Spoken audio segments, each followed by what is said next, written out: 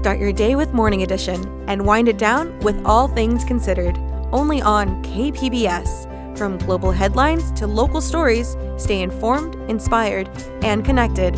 Tune in daily or listen anytime at kpbs.org.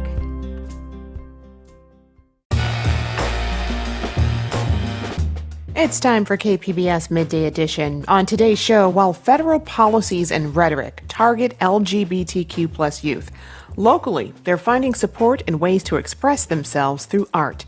I'm Jade Heinzman with conversations that keep you informed, inspired, and make you think. The impact of Trump's move to shut down the suicide hotline for LGBTQ plus youth. What's happening to that 67% of our youth that don't have supportive households, that they don't have the access to this crisis line? We'll tell you about resources standing in the gap and programs that amplify voices trying to be silenced. That's ahead on Midday Edition.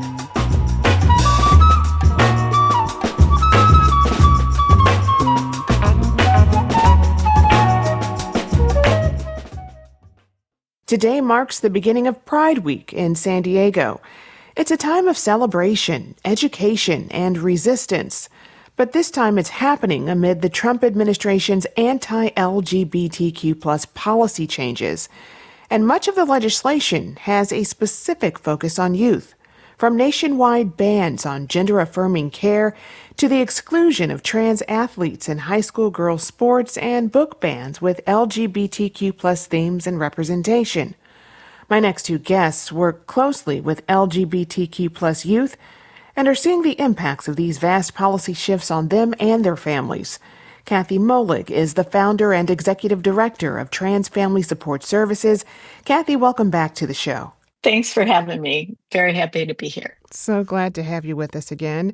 Also with us is Lou Felipe, a clinical psychologist and associate professor at the University of Denver. She practices in both California and Colorado. Lou, welcome to you. Thank you for having me. So, Kathy, last month, the Supreme Court upheld Tennessee's ban on hormone treatments and puberty blockers for minors.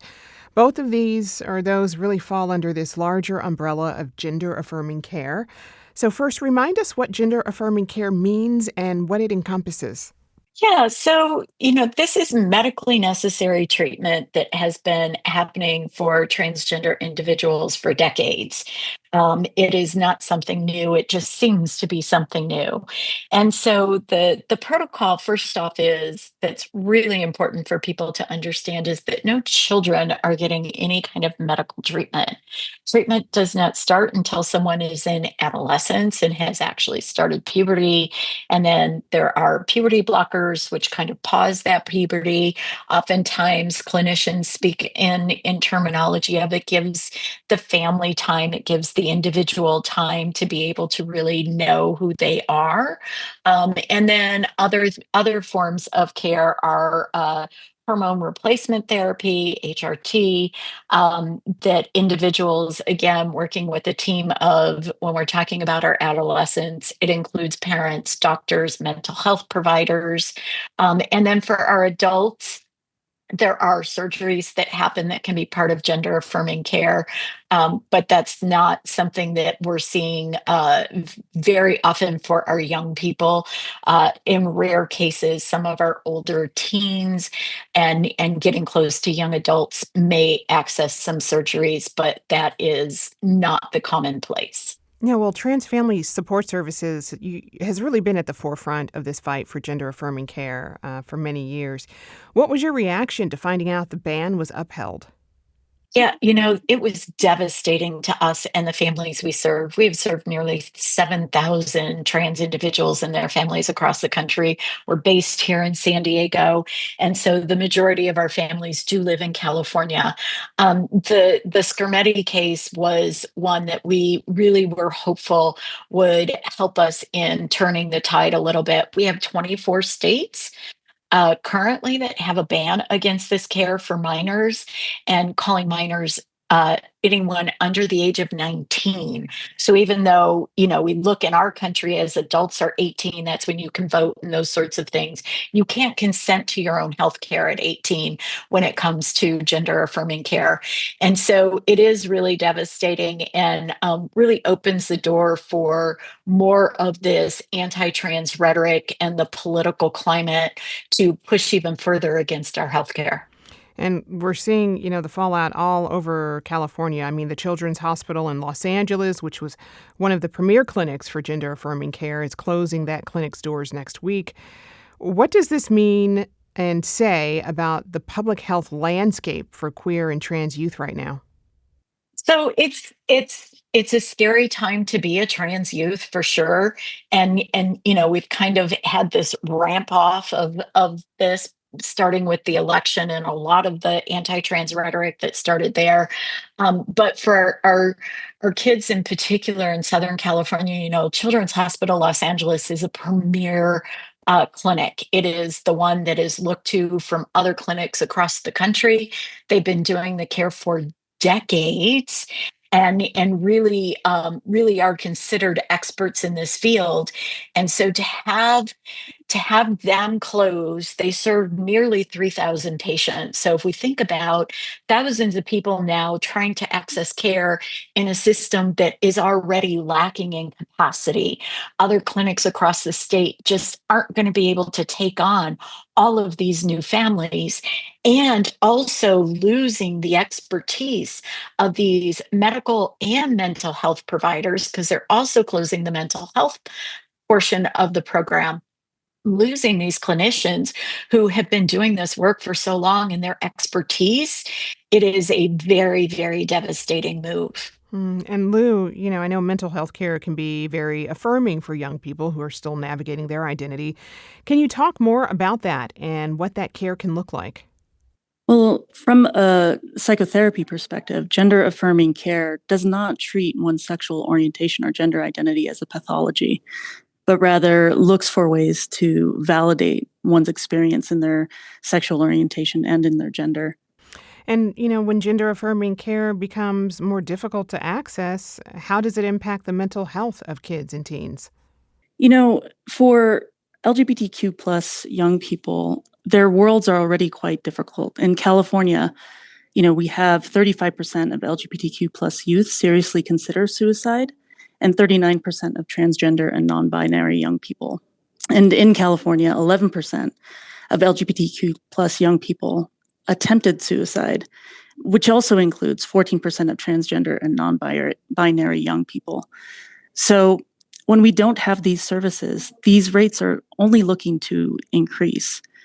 For youth overall between the ages of 10 and 14 years, suicide is the second leading cause of death.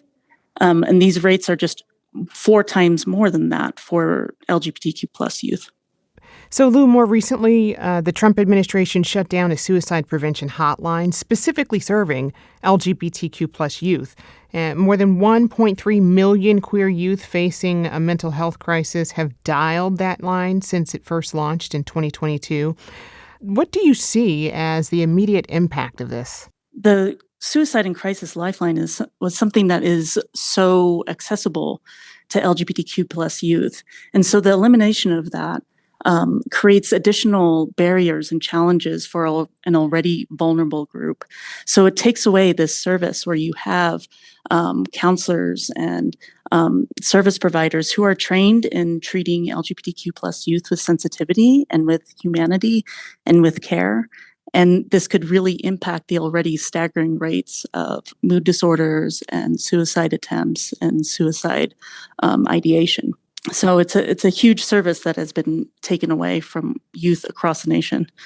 Yeah, well, how would you describe the state of mental health care right now for the LGBTQ plus community? I mean, what services are still available, particularly for young people? Well, it makes it, what is difficult is that with funding federally being reduced across the board, and particularly in places like in education where young people can really access well-trained and sensitive LGBT oriented services, this really takes away the ability for those services to be held consistently. I do think that services will continue to be provided, but they're just harder to be able to connect to and access. An important place like the public school system have increased limitations and barriers to be able to do that openly and to receive the funding that they need to get the proper training and to have enough counselors on hand to be able to address the need that is there. Well, Kathy, this also impacts families. So how are the parents of queer and trans youth navigating this moment? Yeah, our parents that have kiddos, they're in these affirming homes, they're terrified. Our parents are scared about the subpoenas that have gone out to clinics and providers across the country from the US Attorney General. They're concerned about their kids' private medical records being accessed, and they're concerned about where they're going to be able to get care. I have had dozens of families that we have worked with that have left the country because they feel like they are not safe as a family with a trans youth. And I want to, if I can just take a minute, Jade, to talk a second about what Lou just brought up in this piece about, the accessibility of that crisis line. The Trevor Project says that only 33% of our trans youth claim that they live in households that are affirming. So, what's happening to that 67% of our youth that don't have supportive households, that they don't have the access to this crisis line? They're not getting the access to the mental health care that they need at school. They're not going to get it at home. Their parents aren't going to be advocating for it. Those are the kids that I feel are most at risk. And those are the kids that we see within our programming that need the most support. Well, for a long time, California was seen as safe from anti-LGBTQ plus policies passed across the country. But I'm curious, is that the case anymore? No, absolutely not. Our families do not see California as a safe place. Our governor has gone on multiple podcasts talking against the community. Our institutions are folding to this pressure that they're getting from the federal government. So, no, we don't feel safe here. At the same time that we're fighting to hold on to what we do have. We've seen for years now school boards trying to change their policies and stepping outside of state laws that allow for inclusivity. So this has been an ongoing attack that starts at the local level and has gone all the way up to the federal level. So I unequivocally can say our families do not feel safe in California. And Lou, though you're in Colorado, you are still seeing clients in California. So is that something you're also seeing?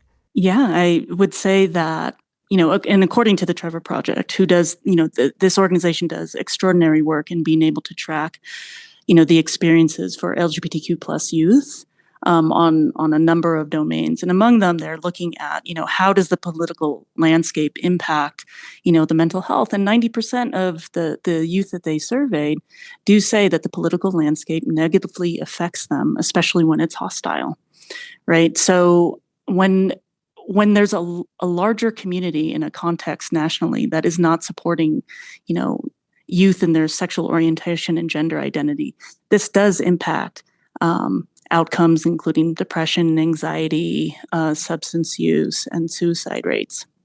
I will say, though, as we're talking about families and we're talking on these kind of larger scales, where California may have made some very disappointing moves federally, there are some very disappointing moves. There's also some hopefulness in that, there could be like a single affirming person in a young person's life, and a person who's of an LGBTQ plus identity that can really protect from some of these other risks to poor mental health outcomes. And this isn't to say that that makes this context okay, but however, in whatever way we might discuss some of the risks for being simply LGBTQ in this context, it's horrific. In all the ways that I've mentioned. And there's also hopefulness that a single person or a small community of people can also protect these youth and buffer against some of the really horrific risks that are out there and threats that are surrounding them.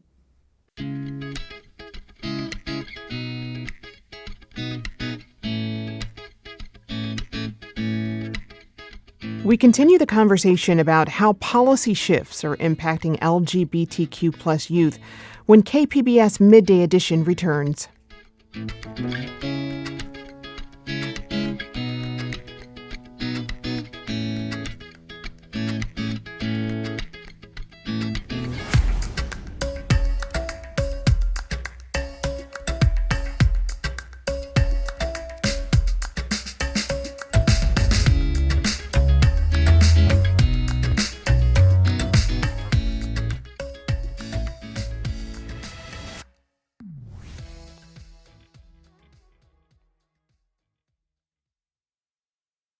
Welcome back. You're listening to KPBS Midday Edition. I'm Jade Hindman.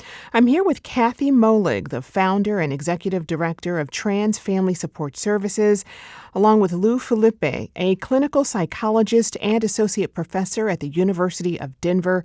We're talking about the different challenges LGBTQ plus youth are navigating in the face of growing anti-LGBTQ legislation, as well as the ongoing efforts to resist it.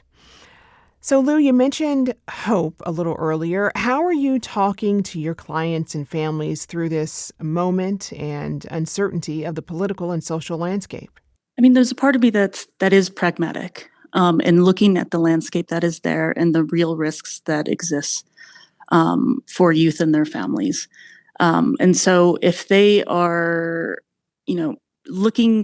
looking for an out, looking for a different place to be, I do walk through with them what the real risks are and what the real benefits might be of moving, of looking in it to be in a different place where they can find stronger relationships and more, affirming experiences across the board.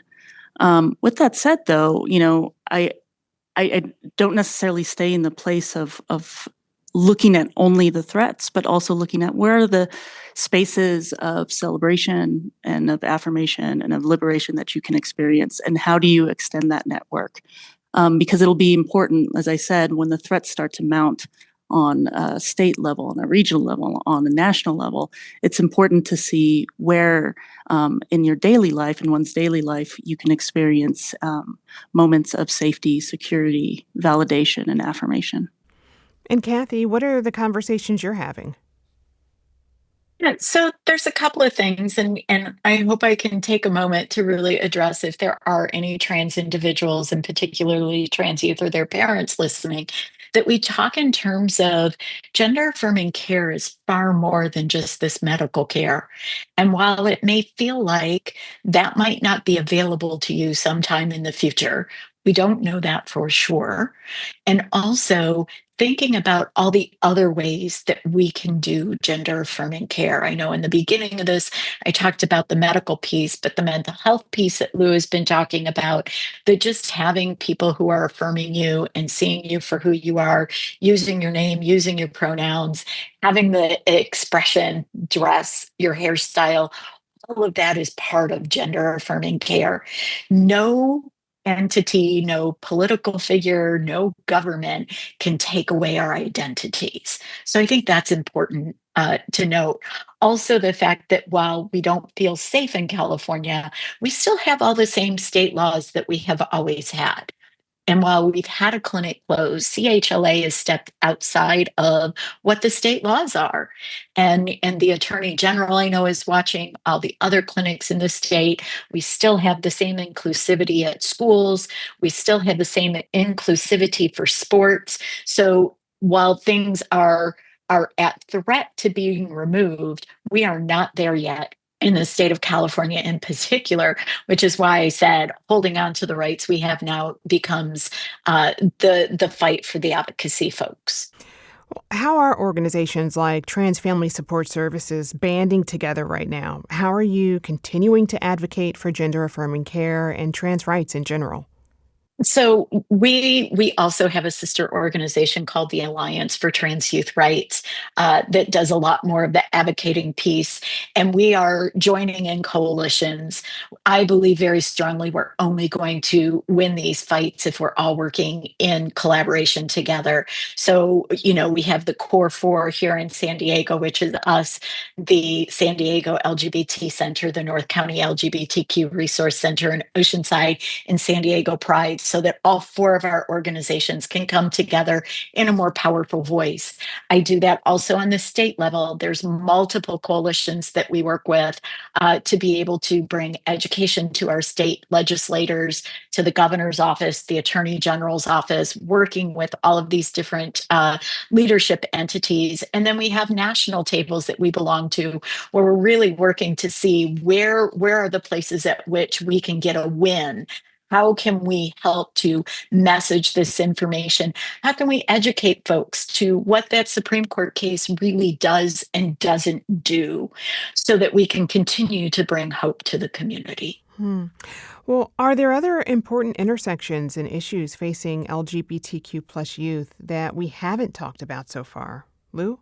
Well, the first thing that comes to mind is, for youth of color, some of the risks to their mental health are increased. So when you have intersections of oppression that include not only,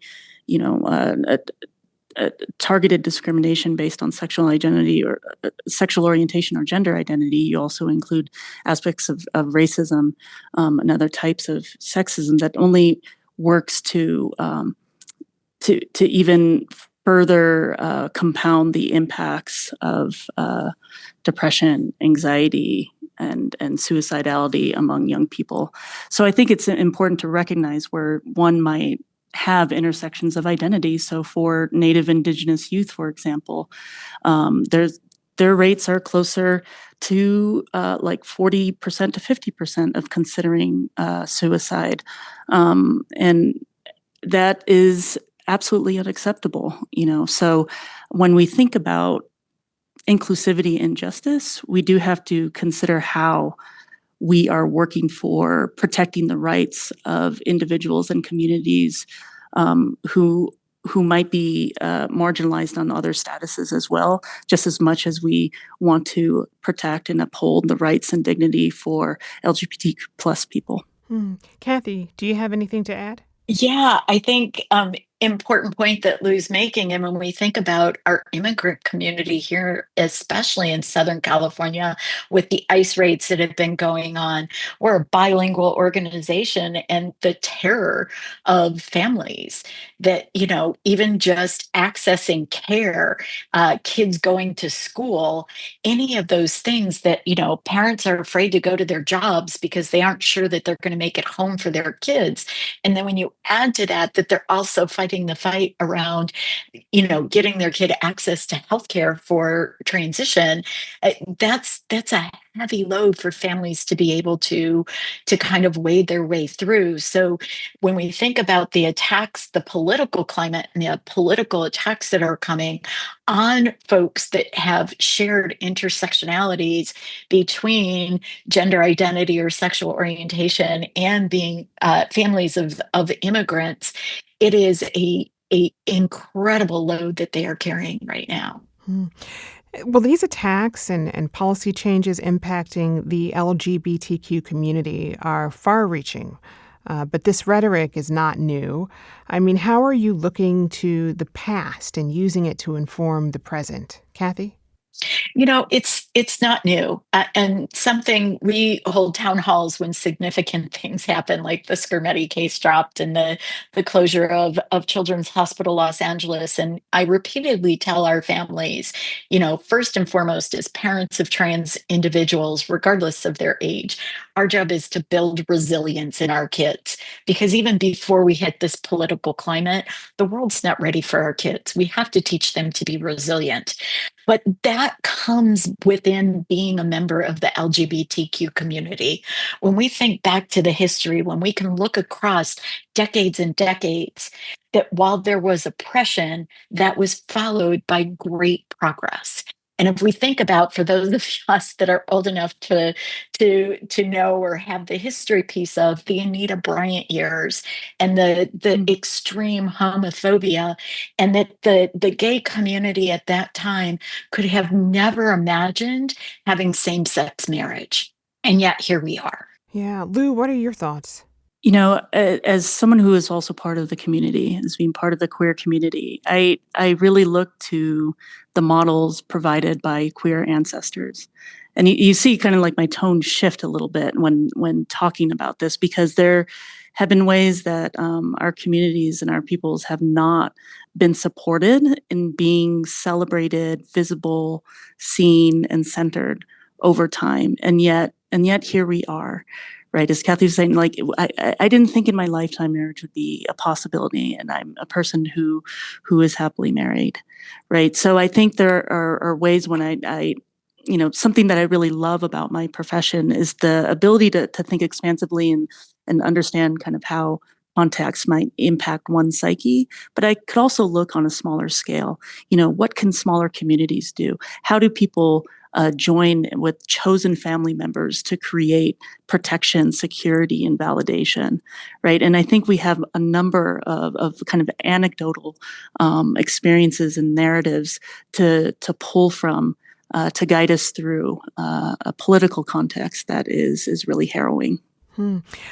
Are there any resources you recommend to queer and trans youth and their families that could help them navigate this moment? I think it's important. Certainly, I would send trans kids to us. Our youth programming is open for all LGBTQ youth from middle school up to age 30. So happy to get people involved in our community groups to be able to get that support. But I think too, and I think Lou may have said something about this earlier of, find that one person or those two people, find the people in your world that are going to see you for who you are and celebrate you for who you are. And for our families, getting connected to other families. You don't have to go through this alone. There is a wide community of very welcoming people who want to be able to love on your kids too and to support you through this hard bit. Just being able to have other people that understand that watching your kid go to school every day can be terrorizing and not sure what they're going to face while they're at school.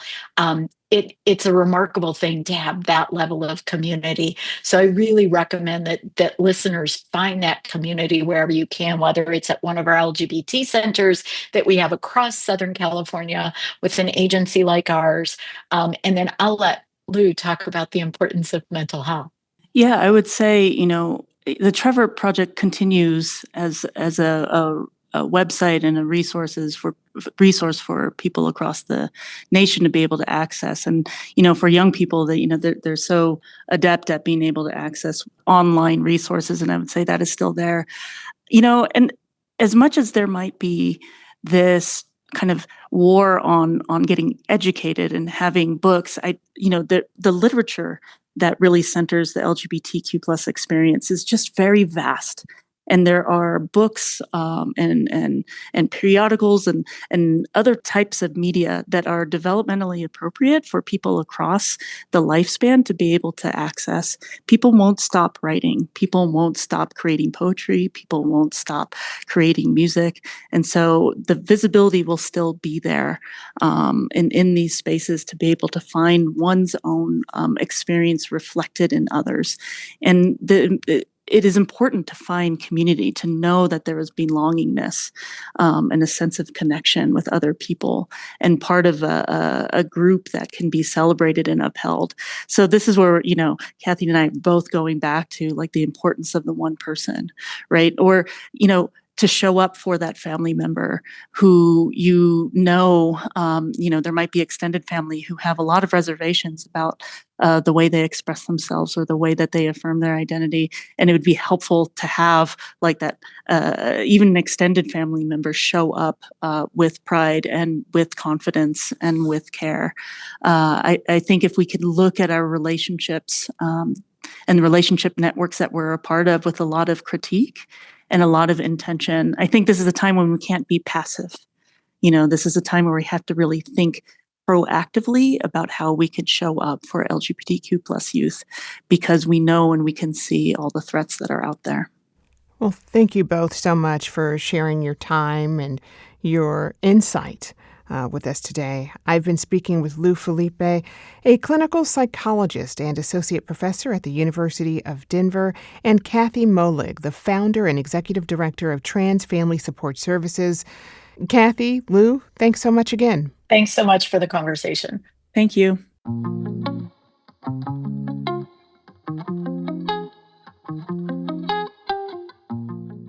After the break, how one teen program at a local LGBTQ plus theater is reflecting the cultural moment. I think a program like this, and really the mission of Diversionary, as evidenced by this program, this is why Pride is necessary. Hear about Diversionary's Teen-Versionary program when KPBS Midday Edition returns.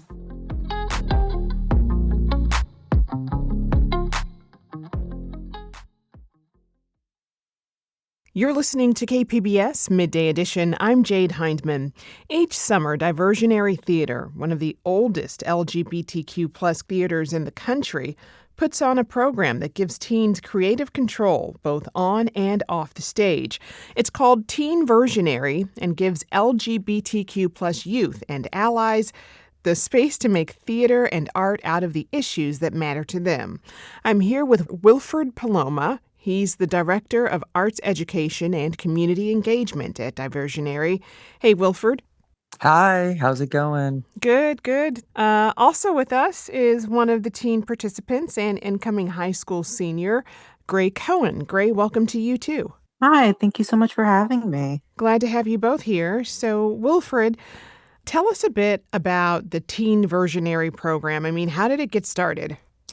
The program itself really came to be as a sort of answer to the need to have a space, a forum, a canvas for teens in our community to say what's in their heart space, to talk about the issues that are germane to their, existence in the now.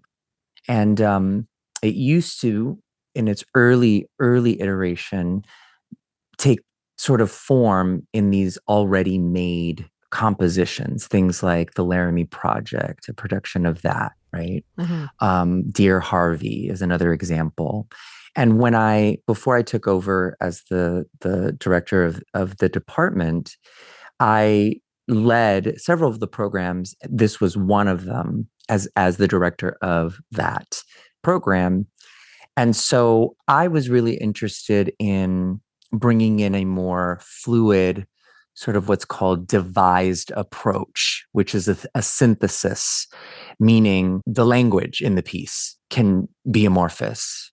It's emergent from the different collectives, the different casts, the different ensemble, and all of the different DNA of that, both in the art making as well as many other aspects of design and technical sort of things. So now it's turned into sort of a woven patchwork of all these different voices, and every year is new and different. Speaking of which, what sets this year apart from others? And what's the theme? So I love this question. We've come to a title, and it's one that I think fits. It's Teen-Versionary 2025 is the name of the program, and the name of the production is Mosaic of the Mind. And how it came about, so much of devising is, again, what surfaces in the room, in the conversations, in the different prompting activities. Some of that is visual art. Some of that is in theatrical sort of exercise and different acting, games and so forth. And what emerges from that are sort of bits and pieces of what the collective wants to talk about. And so through a collection of different facilitated exercises and things, we came up with this show. And what it is truly is episodes that encapsulate sort of the absurd reality of what's going on today. Things like AI have come up, things like the current political landscape has come up, but also it transforms into a more heightened poetic section that also sort of the crown jewel of that moment is, I call it the I wish moment, where every participant sort of says and manifests something that they wish and also want to recognize in the common shared space. So that's this year. And Gray, I want to pull you in here. How did you first hear about Teen-Versionary? Well, during my freshman year of high school, interned with their production manager through my school. And that's kind of how I got introduced to just Diversionary as a whole. And the production manager that was here at the time really encouraged me to come and do this because I was honestly more interested in the acting and writing side of theater. And it took a while, and it took me kind of getting all my ducks in a row in order to come and do this. But I'm very happy I'm doing it. Yeah. Well, what were some of the big issues and themes you were interested in exploring coming into the program? What we were presented with as kind of the catalyst of what all of our scenes and the project should stem from was unbreakable pride, unshakable power. And it got me thinking about how queer people are being treated in the media right now, and how queer people are being treated by politicians right now, and how queer people and specifically trans people are being villainized in the media and in politics. So I wanted to kind of take that and take those people that make us as queer and trans youths and just people in general, the people that take us and villainize us, I wanted to take them and make them seem a little absurd, because I mean that's how they sound to me. Mm-hmm.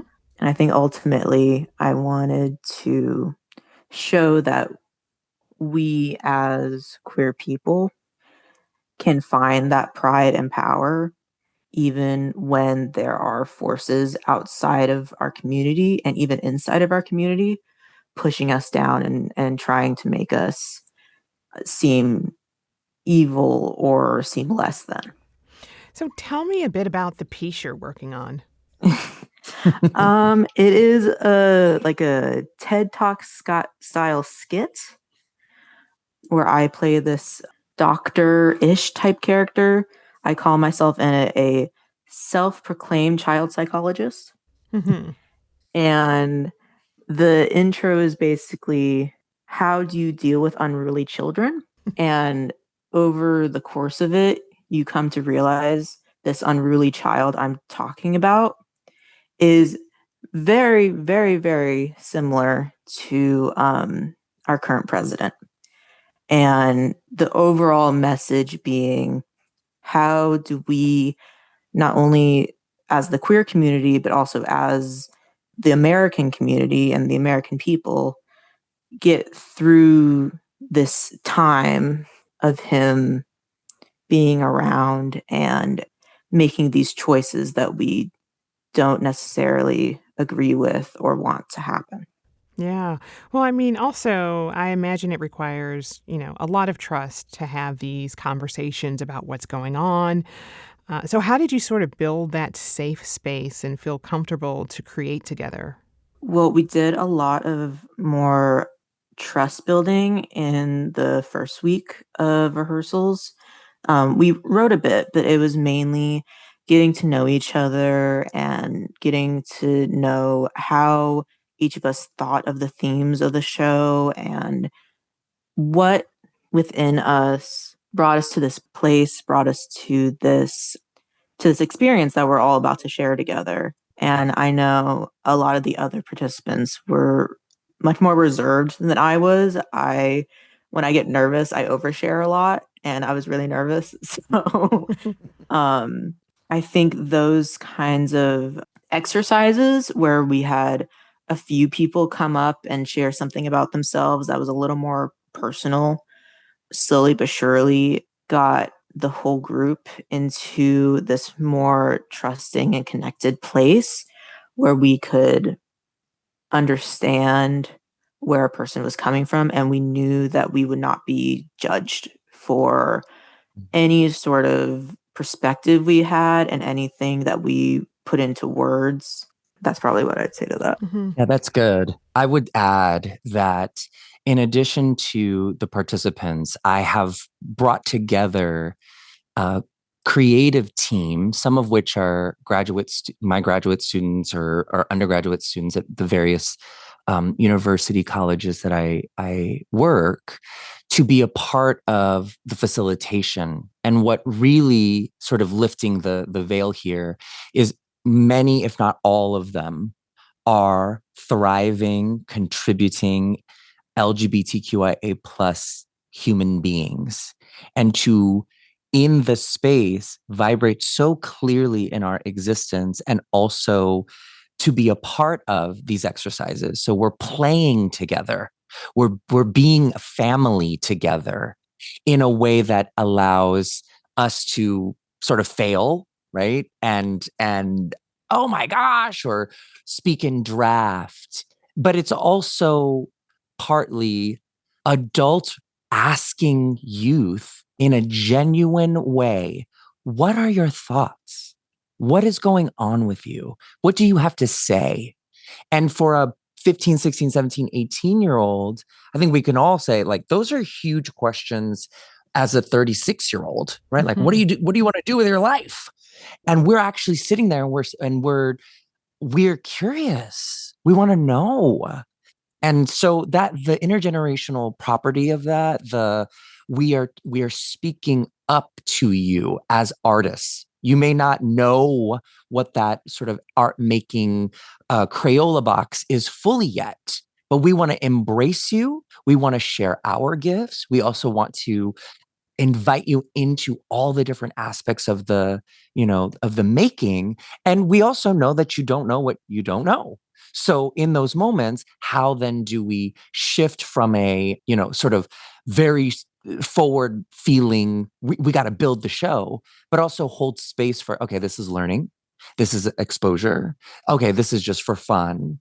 And the proportionality of that's really my job. That's the facilitating aspect. And I think Gray, correct me if I'm wrong, but we've struck, I think, a pretty good balance.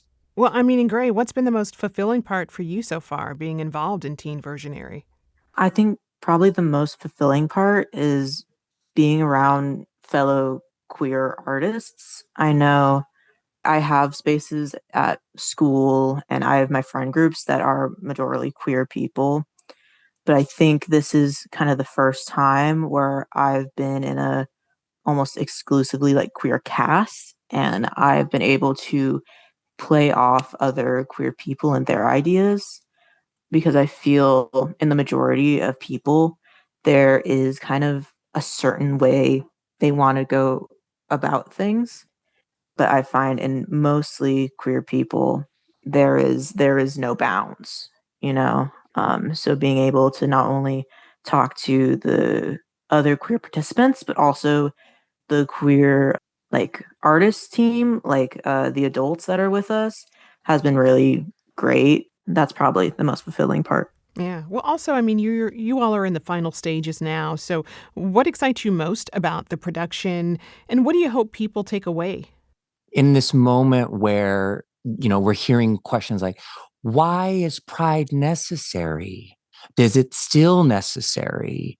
What is it even? I think the sort of mythos and of the things that we hold as part of our identity. And there are many things, right? It's not just LGBTQIA plus, it's the cultural aspects and all those threads. And so I think a program like this, and really the mission of Diversionary, as evidenced by this program, this is why Pride is necessary. It's both to reflect truth and authenticity to the dominant culture, to folks whom may have never met a queer person.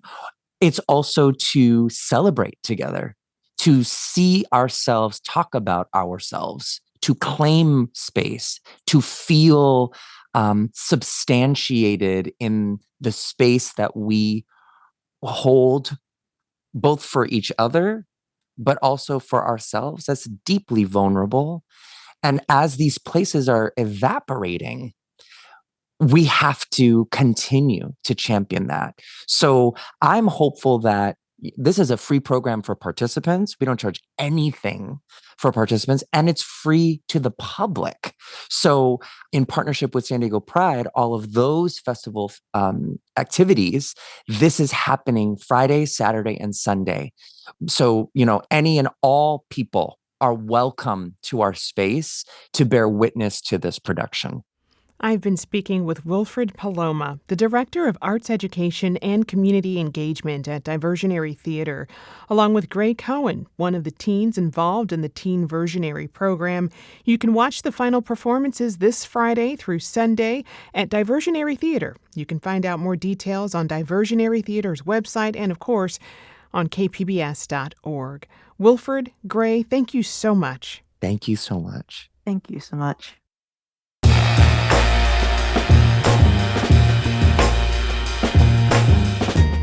That's our show for today. I'm your host, Jade Hindman. Thanks for tuning in to Midday Edition. Be sure to have a great day on purpose, everyone.